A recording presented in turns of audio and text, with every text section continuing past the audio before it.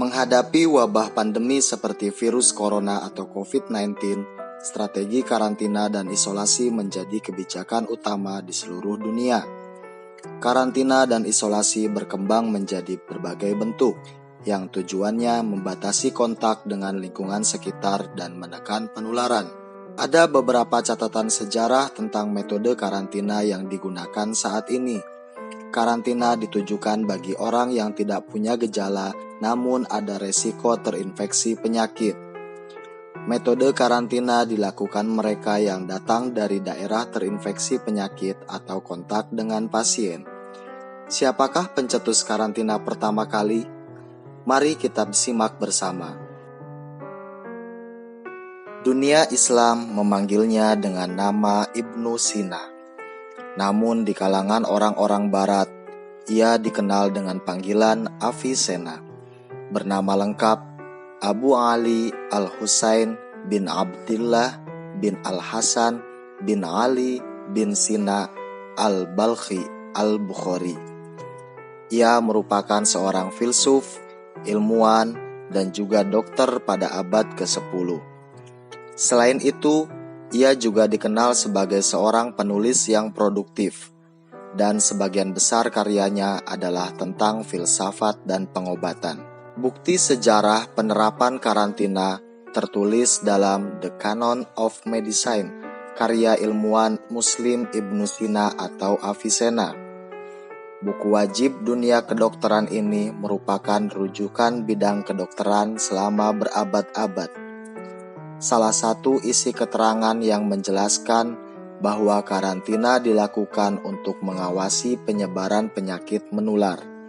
Karantina diharapkan bisa menekan infeksi penyakit sehingga jumlah kasus tidak bertambah. Ibnu Sina dalam bukunya juga menjelaskan seputar infeksi atau kasus penyakit menular. Penjelasan ini dikutip Ihsan Ali dan Ahmed Gujlu dalam tulisan berjudul Ibnu Sina, An Exemplary Scientist, yang mengambil dari buku Advice to the Young Physician on the Art of Medicine dari Richard Colgan. Cairan tubuh organisme inang, misal tubuh manusia, dikontaminasi organisme asing yang tidak terlihat mata telanjang hingga mengakibatkan infeksi. Tulis ilmuwan asal Iran tersebut. Definisi Ibnu Sina tentang infeksi sama dengan yang digunakan dunia medis saat ini, termasuk soal mikroorganisme yang tak kasat mata.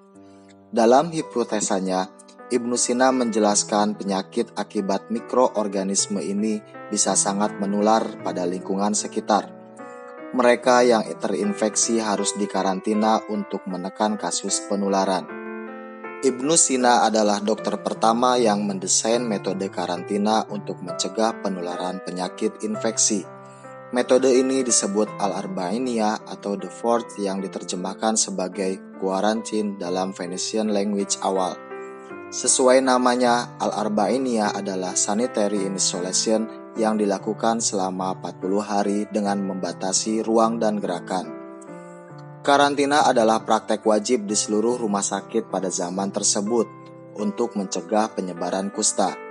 Penyakit kulit infeksius ini ditandai bercak putih pada kulit, yang bisa menyebabkan pasiennya kehilangan anggota tubuh. Metode karantina menjadi sangat umum di Eropa, terutama selama dan setelah serangan wabah Black Death di abad ke-14 dan 15. Wilayah penerapan karantina adalah tempat bertemunya pedagang antar negara, misal di Venesia, Italia. Karantina dilakukan selama 40 hari pada seluruh kru dan penumpang kapal yang akan berlayar. Efektivitas dan keberhasilan karantina untuk menekan penyebaran epidemik mengakibatkan metode ini terus digunakan hingga sekarang. Tentunya, mekanisme dan durasi menyesuaikan dengan kondisi wabah, sehingga tidak harus selama 40 hari. Demikianlah ulasan Ibnu Sina bisa menyandang gelar sebagai ilmuwan muslim yang mencetuskan strategi karantina. Bagaimana menurut kalian? Silakan berkomentar dengan santai.